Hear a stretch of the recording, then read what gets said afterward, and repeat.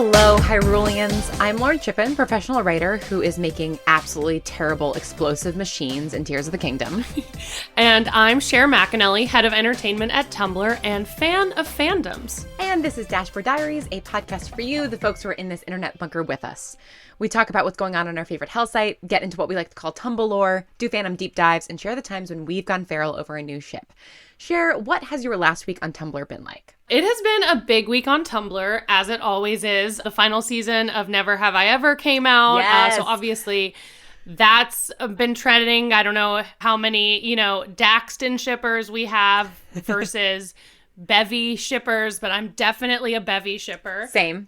Or excuse me, Bavy. But we didn't answer time with the cast of Never Have I Ever, which was really fun. That comes out in a few days. And also, Merlin has randomly been trending. Yes. And I looked into why, and no one seems to know. It seems to be that it's trending because everyone's like, well, hi, why is Merlin trending? Do you know why Merlin is trending? I'm so glad you brought this up because I had the exact same reaction this morning when I opened Tumblr and I went to the trending page and I saw Merlin was trending and I was like, Merlin tends to reliably trend on Christmas each year because Christmas is when the finale happened and everybody, remembers it and stuff. But like, I was like, is it just because Merlin's very gay and it's Pride Month? I can't figure it out. It's just like, that perfectly describes Tumblr for me. Just like a fandom for a show that was a BBC show 10 years ago that like ran for 5 seasons, but I would not say it was like a big show. Like it was not like a well-known show. It just is spontaneously trending in this year of our Lord 2023. It's like all the fandoms on Tumblr once a show is off the air are like embers or something, and they're just waiting for their moment to like come back like full force. Because like no fandom ever really dies on Tumblr. I can't think of any that are fully non-existent. Can you? That just kind of like show ended, so did any conversation. No, I mean, it's definitely, you can always find stuff. Like I am definitely in some fandoms for things that are, we're not huge fandom shows at the time, but like even now 10 years later still have, a decent amount of traffic just because people are still finding them and watching them. And I mean, that's been one of the really good things about streaming, right? Is that accessing these older shows is a lot easier than it used to be. And I mean, like just this week, I reblogged a post that said, on September 15th, 1967, Spock and Kirk gave birth to a beautiful baby girl named Slash fanfiction. And then I feel like it's such a great encapsulation of both fandom and also like, 1967. That was so long ago. And like, Kirk Spock fan fiction and Star Trek original series fandom is still going strong. And of course there's like new stuff that is getting people into Star Trek. But even a show like Merlin, where there's been no sequels, there's been no spin-offs, there's been no expanding of the universe, it's on a streaming site and people get into it and then come to be unhinged with people on Tumblr, and the people are still there to be unhinged with, which is wonderful. I love it. What a beautiful place. I'm inspired to rewatch Merlin, which I haven't watched since it was on the air. That would be perfect because I feel like we should do a Merlin episode. Like we haven't absolutely should dived deep into an old fandom in like a bit. So I feel like, we're due for a show that was really popular in 2012, I love that. Yeah, let's do that. Okay, I'm gonna add rewatching Merlin to the watch list. Hell yes. Yeah. How was your last week on Tumblr? I mean, it was good. I have been enjoying the Merlin stuff. I've really been enjoying all of the absolutely incredible fan art of Across the Spider-Verse, which I just saw yesterday. Yes. And so I've been diving really, really deep into that tag. All of the art in that movie is so extraordinary. And so getting to see all of the amazing fan artists that are on Tumblr take the incredible varied art styles in Spider-Verse and like put their own spin on it has been so fun. And like Spider-Man in general is just like one of my favorite characters. So it's just been really delightful to see everybody making memes and making great art and reacting to the movie, which is, I think, universally beloved as it should be. Yeah. So that's been very, very fun. I would love to go to like a museum exhibit with all the art from Spider-Verse and like a different room for each kind of, Spider-Man or Spider-Person. I feel like that would be a really fun kind of experiential thing. That would be if so Sony cool. Pictures, if you're listening. Yeah. Well, and I live in Seattle, and in Seattle we've got the Museum of Popular Culture, and they have a lot of really cool exhibits. Like the last exhibit I saw there was a while ago, but it was Disney villain costumes. Oh, fun. And they have this like huge exhibit of all of the costumes from the movies of all the Disney villains and stuff, and, you know, original sketches and designs and things like that. And so I feel like Mopop would be the perfect. And obviously this is selfish because I could go because I live in Seattle. But like Mopop, if you're listening, contact Sony and you know, see if you can do a Spider-Verse exhibit. Oh my gosh, it would be so cool. And then there could be a fan art room or section too with kind of dynamic changing fan art. Look, I would go. I would be in. that would be amazing. I have another thing about the last couple of weeks on Tumblr, which is that after we released our last episode, which was about Yellow Jackets, one of our delightful listeners reached out and shared this missing episode conspiracy. Mm-hmm. Were you aware of this? Yes. Okay, explain it to me. So essentially, there are photos from set that show someone who is portraying Cabin Daddy, as they're calling them, or like the dead guy who they found in the cabin. So apparently there's additional footage that did not happen during season 2. And the theory among the Yellow Jackets fandom is that this was this additional kind of capsule episode that was like recorded to show kind of what happened initially in the woods. And also, so this was only a 9-episode season, right? And the like finale was timed to still qualify for this year's award season. Right. So that's why there were only 9 episodes. Season 1 was 10 episodes. Season 2 had 10 episodes planned. So, and also people have been posting about this. People were saying, you know, I'm staying up every Friday waiting. And so the creator of the show, or one of the showrunners, shared this post and was like, please go to sleep. There will be an additional episode, but it's going to be later. So the theory is that maybe it's a Christmas special or something like that, that this like capsule episode is going to be released. So that's the story of the missing episode, which by, you know, all accounts does exist.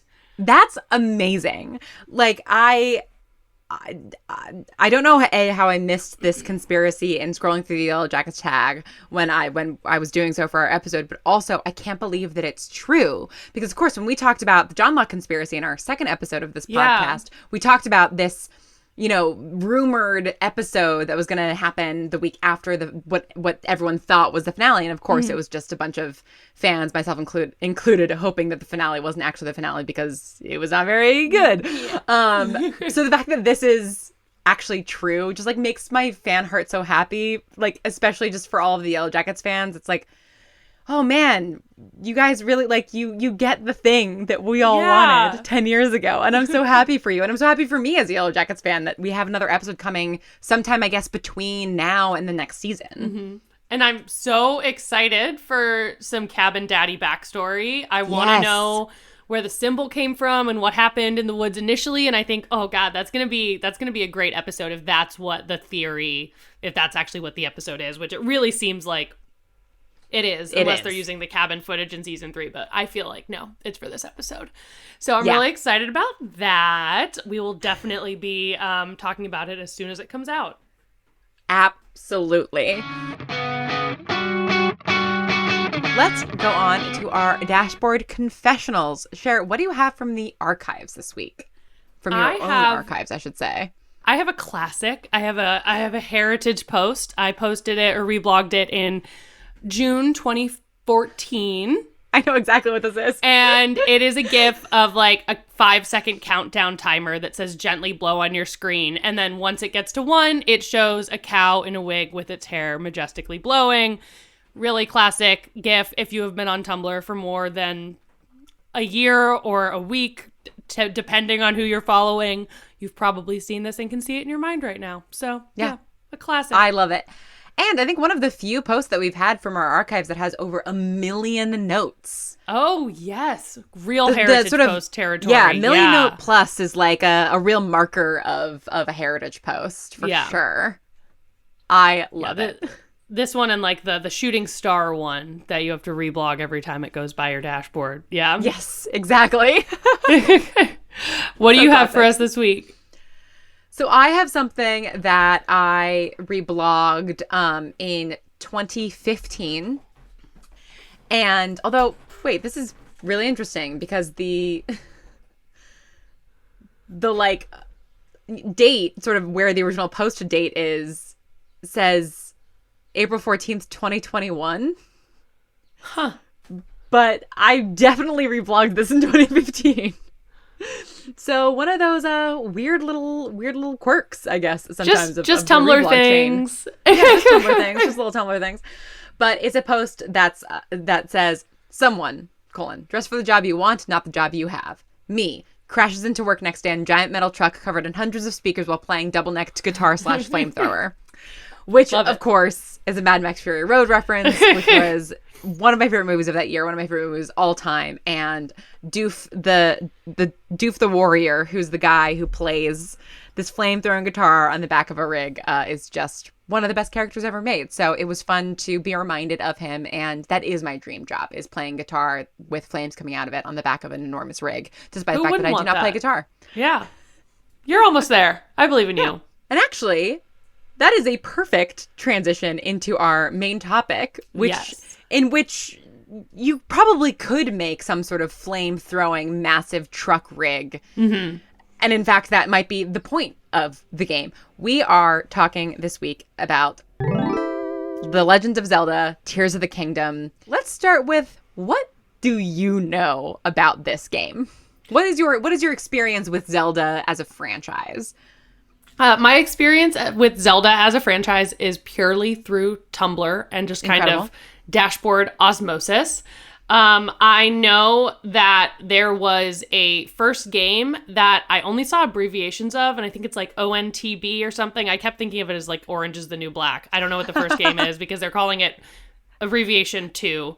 I do know that people are using TOTK as the Tears of the Kingdom tag or abbreviation. So what I know about Zelda is that Zelda's a little dude in a little outfit, a cute little outfit with a little hat, who goes on adventures with another little dude named Link. And little dude, I'm saying here completely gender neutrally. They're just little guys, also gender neutral. And they just seem to have a great time. I think they're shipped pretty extensively. I think that's a lot of people's OTP. And the Tears of the Kingdom trailer confirmed that they live together, and there's only one bed in their house, and they were roommates. So very, I think, the Zinc / Linda shippers, again, I know that's not the ship name. That's what I have written down. I can't decide if I like Zinc or Linda better, but I think they're both great. Strong choices. Right? And so, yeah, they go on little adventures. I think either Link or Zelda was on a 4-wheeler, and people were wondering why whoever it was on that 4-wheeler. And wait, I'm going to pop on over to, I was really diving into the Zelda tag, and I saved a bunch of posts about Zelda. I know that Link runs funny. And I think, I'm not entirely sure what the goal of the game is, but I think it's just to have fun and just be little guys. Where would you say I am on that? You're not so far off. Like you I like that you started with describing the way that you describe Zelda. You sort of were just describing Link, actually. Oh, okay. You mentioned his little hat. But that's actually a mistake that I made for a long time, because I was not a Nintendo kid. I grew up with a PlayStation. I'm still a PlayStation kid. I think we're both PlayStation people. But my partner bought a Switch a couple of years ago, and so I got into The Legend of Zelda Breath of the Wild, which was the first game. So BOTW was the abbreviation. There it is. And I loved it because it's like massive open world game, and you do play Link. So Link is the character that you are playing. He uses he/him pronouns, but we'll get into the gender of it all in a little bit. And then Zelda is his girlfriend, best friend, wife, princess, collaborator. Like it's very they never, as far as I know, there's a million Zelda games. Like The Legend of Zelda has been a game since like the 80s, I think, and these are sort of the newest iterations of the story. But yeah, Zelda is the princess of Hyrule. Link is her knight, and which is just like a great dynamic. And I don't know that we love shipping a princess with her knight. A princess and a knight. It's so good. I don't know if they ever actually like are canonically a romantic couple like very explicitly in any of the games. But they very well could be in Breath of the Wild. They're not, because basically in both Breath of the Wild and Tears of the Kingdom, Zelda's like missing or unreachable for most of it. So like a lot of it is very sort of like Mario rescuing Princess Peach sort of, except Zelda's usually off like holding the entire fabric of the universe together while Link like makes sandwiches and goes around on four-wheelers. I love it. Yeah. And yeah, the point of this particular game is to sort of fix like Hyrule's sort of been broken by all of the stuff falling from the sky and the castle being lifted up into the air and this demon king being released from the basement of the castle. Link loses his arm in the first 10 minutes of the game, so you just have a new arm for most of the game. And yeah, most of it is just sort of making contraptions and doing little side quests and exploring this open world, which is delightful. Yeah. And yeah, I would love to hear, you know, what some of your favorite posts on Tumblr have been for this game, because I have loved, there's been so much great fan art and there's been so much great discussion about Link's appearance and his gender, because that's like a whole sort of topic. And also I've really enjoyed seeing everybody's videos of just absolutely eating it, dying with their terrible contraptions. Because that is so relatable, because I've made so many terrible contraptions that are so deadly and do not accomplish what I want them to accomplish and instead kill me. But it's you know, you're having fun. I'm having fun. I do have one post that I really like, which I'm dropping in the chat right now. It's a photo of Link on the four-wheeler, and it says, "Why does he have a four-wheeler? That's so funny. Who gave him that?" And then he's circled, and it says, "This twink does not have a driver's license." It's true. So That's like that. Amazing. That's so good. Yeah, so I guess to talk about Link's sort of like Link as an LGBTQ icon, I guess. Yeah, what has been your impression of like Link as a character in sort of scrolling through the Zelda tag? I think that it is a happy coincidence that his name rhymes with twink. And he has, I like his cute little outfits. I think that's kind of, he and Zelda, everyone ships him with Zelda. I saw, honestly, the vast majority of what I saw was fan art either of Link or of Zelda. I think mostly of Link. I feel like people because he's the player character, so it's like, okay, that makes a lot of sense. But yeah, he's just, I think just a little dude is honestly just the good example. You know, I think he seems like a nice guy. You know, I would hang out with Link. He has, you know, I would have a drink with Link. What do you think? Where am I on that? Yeah, I think like him being like a little dude with dude being gender neutral, like is sort of the perfect way to describe it. So like, yeah, like I said, like Link uses he, him pronouns, but there are lots of different interpretations of kind of like who Link is, like that he's, you know, non-binary, that he's gender fluid, that he's a trans man. And I think all of those interpretations are like both interesting and correct, and also like canon compliant. Yeah, because the creators of Link, like the game designers and stuff, have said before that they specifically design him to be like kind of gender ambiguous, you know, so they give him like long hair, and he's got sort of a small stature, but also, you know, a lot of his outfits are like more masculine coded, and he never speaks. You never actually hear. Oh, interesting. Hear Link's voice in any way. He never has any lines of dialogue. He's completely silent. It's implied that he speaks, but you never actually like hear or see anything. And that was also so that the player can imagine themselves as Link. And so Link sort of being this like catch-all avatar for whoever, regardless of your gender, regardless of the way that you express your gender, because you can dress them in all sorts of outfits.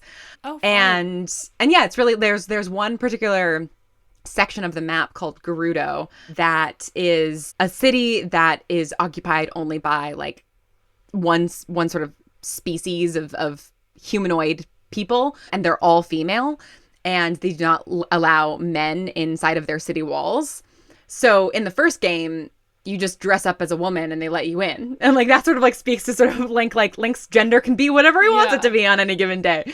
And so that's one of the things I really, really love about the game, and I love about sort of Tumblr's relationship to the game, because kind of like we saw with Jesse Pinkman in our Breaking Bad episode, there's all these different characters that people sort of adopt as trans icons, and I think Link is such a strong trans icon because he is gender ambiguous, and he's supposed to sort of be, you know, whoever you want to be.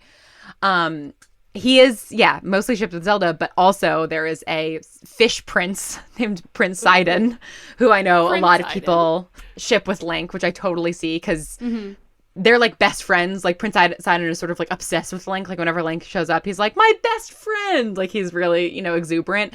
But Prince Sidon got a fiance in this new game. Ooh. So a little bit of a drama. Yeah, a little bit of drama. This is the description of Zelda I found, which I think it sounds accurate to me, and I would love to know if you think it's accurate as well. Ibsen's Castle posted, I love this modern version of Zelda because she's just a girl in STEM who everyone knows and loves, but then she's also an urban myth, a four-dimensional entity, and a chupacabra.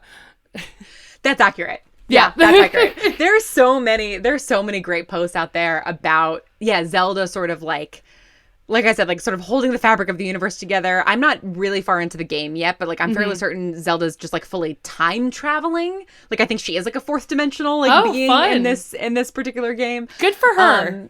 And then Link is just like some guy. Good for him too. And good like for whenever, the little dude. Yeah, whenever Zelda shows up in a place, people are like, "Oh my God, Princess Zelda! Like you're so amazing!" And it's like, "And who's this guy?" And there's also been a lot of jokes made in game that I've also seen people making very similar jokes on Tumblr of how like Link shows up in places and people will talk about this legendary swordsman and how like, oh, you know, there's a myth that this legendary swordsman did this, and then they'll describe something that you did in the first game. And like it'll take a while for you to be in conversation with that person for them to be like, oh, you're the legendary swordsman? Really? You're kind of small. And there's all these jokes made about how small Link is, which is just very funny to me. He's pocket-sized. That's adorable. I dropped another post in too, which is the one about them being roommates from the trailer, which I thought was very, very cute. I had the exact same reaction because this house that Link is in this post is a house that you can build as a side quest in Breath of the Wild. And so one of the first things I did was I went and I was like, I'm going to go find my old house and see if it's still there. And it was, but it was full of Zelda's stuff. And so I'm like, I guess Zelda moved in with Link? That is so funny. Oh my gosh. You know that the game makers, which I know isn't, I feel like that's not the correct name. That's very Hunger Games, but game developers, there it is, are having a lot of fun with like those little kind of Easter eggs and hidden things, which is, I think, what I love, and I want to play video games more because I mean, I love watching things to find the little details or kind of, you know, the things you can find behind the scenes or in the background when you're watching like a movie or a show. Yeah. In a video game, you can literally explore and go find those things that you wouldn't necessarily find if you just played straight through. Totally. And Zelda, and like the Legend of Zelda games, these two games specifically for the Switch are like, they're so open, they're completely open world. And so it's like you just dictate everything that you're doing. Yeah. And yeah, there's so many little clues to find. Like when you are in your house that Zelda's moved into and you read her diary, she talks about the secret room that she's built because she wants to make a surprise for Link and she needs to like hide it. And it's like that's another I think like fuel for the fire of like, oh, they're definitely living together, because if she's making a secret room in the house, then presumably Link lives here, and there is only one very small bed. So I don't know if anyone who's active on Reddit, I don't know if there was this post that was about this guy who was building an art room for his best friend in his house, and it was like an "Am I the Asshole" post, and everyone was like, dude, you're in love with your friend. Like you don't just make an art room in your home for someone without just at random. And that's what I'm thinking of here. I love that. That's exactly it. And Link, I feel like, would get on Reddit and be like, my princess has done all of this stuff for me. Like, what do you think she's trying to say? And like Zelda would then like look over her shoulder and be like, Link, we're married. Like what are you talking about? Like, I feel like that's just their dynamic. Oh just gosh. like He's not quite a himbo. Reddit. but he's like, I don't know. I feel like he's like not necessarily like totally like with it all the time with what Zelda's up to. God. That is so funny. I would love that as a little fun side bit. Ooh, I wonder what they would have Tumblrs about if they were gosh. on Tumblr, you know? I want to see that blog. Absolutely. The other thing that I've been seeing a lot on Tumblr that I didn't understand at first was that there's these little tree creatures called Koroks that are throughout the game that you can like pick up and help bring to their friend. Mm-hmm. And you like first encounter it in the tutorial level, and I did it in the tutorial level, and I was like, that was kind of cute. And then I went on Tumblr, and people were doing horrible things to these Koroks. Just like quite literally crucifying them, like making a cross, putting them on the cross, and then putting the cross into lava.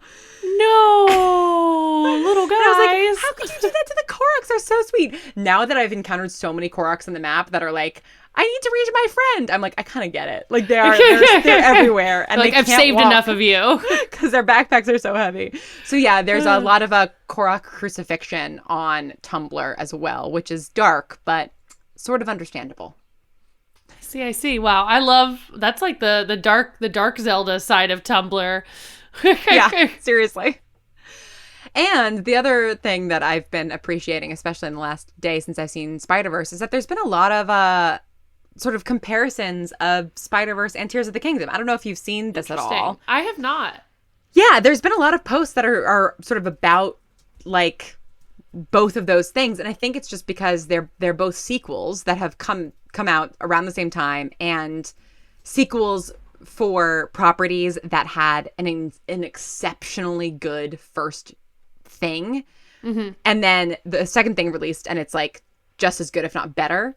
And so there's been a lot of good sort of discussion around how both Nintendo and Sony have just like really nailed the sequel. And like this fan art is both beautiful and sad. It's fan art of Link and Miles Morales both like grabbing their head and kneeling on the ground, and it says, "Great year to be a Zelda or Spider-Verse fan. Pretty bad year to be Link or Miles." Oh man, which is accurate. Are they good? What's going on? You know, they're just trying to hold together the fabric of the universe as it's being ripped apart. I hate when that happens. Right? Don't you hate when that happens? Peter Parker just had to do that, you know, and now exactly. Wait. This is so dumb. But I was like, Peter Parker just had to do that, and I was like, oh, because Peter Parker is Spider-Man. Yeah. Yeah. Well, and for whatever reason, the Spider-Men seem to be, or the Spider People seem to be handed the responsibility of keeping together the universe. Maybe a lot. It's because their webs are, you know, so sticky. They're good at keeping everything. Well, and actually, one of Link's magic hand powers is sticking things to other things. So, like, you know what? Link and Spider-Man, there's more in common than they have, you know, not in common. What other magic hand powers does Link have? Oh, yeah. I think he has one that I haven't unlocked yet because sort of in like the skill wheel, I've got one blank spot. Yeah. But he can stick some things to other things. He can ascend through anything. So if he's like under, you know, like a roof or under a cliff face or whatever, and there's like enough of a rock jutting out, he can just like ascend right through it, go through the rock. Helpful. He can turn back time, but only on objects and only briefly. Okay.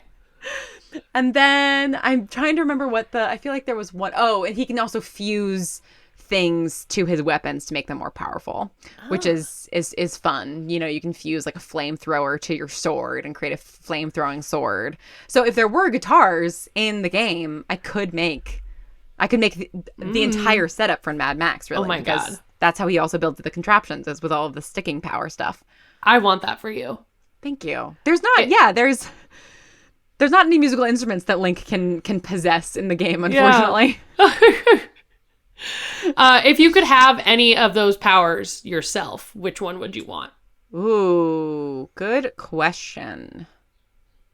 I think the Ascend power would be pretty cool. What would you pick? I think the Ascend one as well, because the turning back time one has too many rules tied to it, I would say. And the sticking things to other things and melding things is helpful, but is also a thing that you can do. Yeah. With tools.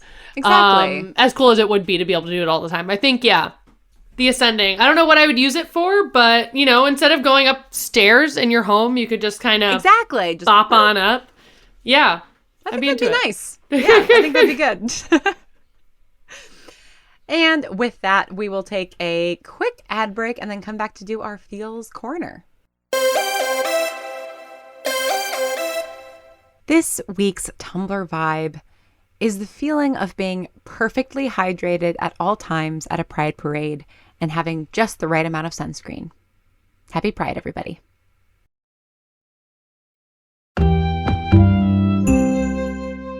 All right, Cher, before we wrap up, what has you in your feels right now? The finale and reunion of The Ultimatum Queer Love. I don't know if you've been watching this or heard of it. I've literally never heard of this. Explain everything to me. My gosh. Lauren. Oh my gosh. I'm just so excited to introduce you to this world. Okay. So, The Ultimatum is a spinoff of Love is Blind. And the plot of the show is essentially couples who have been together a while and are not yet married. One person may want to get married and the other, you know, is dragging their feet. So someone gave the other person an ultimatum. And the ultimatum is a whole bunch of these like couples who are kind of in this weird like in between phase have to come together, spend 3 weeks in a trial marriage with a random other person from this group that they pick, and then spend 3 more weeks with their partner and then decide if they want to stay with their partner and get married, if they want to get with this other person and like decide to be in a relationship with this other person, or if they want to like break up altogether. Oh my God. And this season was there's been 2 seasons previously, and they're both straight seasons. And this one is queer, mostly, but not entirely lesbian season. There are some non-binary relationships. It's the first queer dating show I've seen beyond Double Shot at Love with Tila Tequila, which I do not count. That's right. I forgot about that show. But it is such a mess, Lauren, and it is just so U-Haul. If you're not familiar with the joke is that like what does a lesbian bring to a second date? A U-Haul. U-Haul. So these like it's just everyone falls in love with everyone else so fast, and it's such a mess, and the reunion was a mess. All 10 episodes are on Netflix now. I highly recommend watching it. Would love to know your thoughts because it just ended. I just watched the reunion and it was wow. That's amazing. What a show! Can't wait for the next season. I have to ask, did you have, I mean, I guess it's kind of a spoilery question, but did you have any couples that you were like particularly rooting for that did end up together? Or the reverse, couples that you're like, these people should not be together and they broke up? A lot of those. A lot of these people should not have been together. I don't want to spoil anything. I don't want to spoil anything for you, but like, I feel like there are a lot of people. This is a really mostly like wonderful group of people who I don't think are with the partner that is meant for them. And there were a couple relationships that when they were in their kind of little trial period, first off, there was like, I love you said by more than one couple in their 3-week trial period. That's bonkers. You know? And there were a couple where I was like, do you work better together than the other pair? But none of the ones that I was really rooting for went the way I expected, but I will say with like like watching it through the season, who I was rooting for at the beginning, I wasn't really like rooting for them to stay together. Like I think my overall pitch for this would be single and therapy for most of the people. I feel like that should probably be applied to most dating shows. Maybe? Yeah, I agree. I hope I know Love Island, for example, has therapists on staff. I think it would be great to. I don't think it's common practice in U.S. based dating shows, but I think that is so necessary because people are like, what is more vulnerable than relationships and dating and like love and putting yourself out there and doing it for everyone to see, like all the time. Oh my gosh, I feel like I would absolutely need therapy, like for the So anyway, Ultimatum, Queer Love. Let me know what you think if you watch it. I love it. What do you have? What has you in your feels this week? Oh gosh, definitely Spider-Verse. I think I loved the first movie. I thought the second movie was great. Without giving any spoilers, it just really understands the character of Spider-Man really well. I think, like, whether they're portraying Peter Parker or Miles Morales or Gwen or some of the other folks who are Spider people. Spider-Man's just like one of my favorite characters of all time. I think that like he's like the only character, or they're the only type of character that you could do something like this with, where you have so many versions of them and it's still interesting. And I think just like what really struck me about the movie was just the fact that they somehow stepped up the art style from the first movie, which felt impossible. But they just added so many new elements and they experimented, and it was all so, so beautiful. And there's all these like tiny little visual jokes. It's one of those things that, you have to watch over and over and over again to understand everything. And I just like that stuff just makes me really emotional, because you just get to see something where every person on it just like put all of their effort into their craft and is so good at their craft. And there's just something so delightful and encouraging about getting to see that play out all together and sort of everything working in harmony. Because as somebody who's a creative and who collaborates a lot and who directs things and works with other writers and, works with a bunch of different types of creatives, it's hard to do that. It's hard to, make sure that everybody has the resources that they need and has the creative freedom that they deserve while still making something cohesive. And so I'm always just really blown away when somebody does it really, really well. And I think Lord and Miller do an incredible job directing those movies. And I seeing creative collaboration work in that way is just really inspiring. So I hope that it actually like was genuinely a good experience for all of those artists, because of course you never know, but I'm going to choose to believe that it was a delightful collaborative experience. Have you watched Love, Death, and Robots? I have not. I think you'd really like it. It's a Netflix show, right? It's a Netflix anthology series. Every episode has something to do with either love, death, or robots. Nice. And every episode, they range from 5 minutes to 30 minutes, and each one is written by a different author or a different screenwriter, and they are paired with a different artist to do the animation. Oh, and cool. It's just, there's I think 3 seasons. Every episode is completely standalone, and it's really like a beautiful show. And there's so many like just the art styles, the creativity, the stories. Just such a wide range from just like completely beautiful and like deep and emotional to just hilarious. Highly recommend you watch it if you like those kinds of like anthology or like collaborative creative content. Yeah, that sounds awesome. I mean, Star Wars has done that with Star Wars Visions, where they've done like gotten all these different animation houses to do these single episodes. So that sounds very much up my alley. And What If as well, I think. Yes. Yeah, totally. Which I haven't had a chance to watch. Did you watch that? I've seen a couple of episodes, but I haven't watched the whole thing. Because that's the thing about anthologies, it's like sometimes I'll like you can just watch an episode here or there, and yeah. But amazing. Okay, I'm going to add that to my list. Yeah, let me know what you think. And with that, I'm Lauren Shippen, and you can find me at theLaurenShippen.tumblr.com. And I'm Cher McAnelly. You can find me at overshares.tumblr.com. This has been Dashboard Diaries, and may your anons always be loving, your dash always refreshed, your gifts always be loading, and your ships always canon. May the fix your reading always be finished, and the answers you seek always in the reblogs. Thanks for scrolling with us.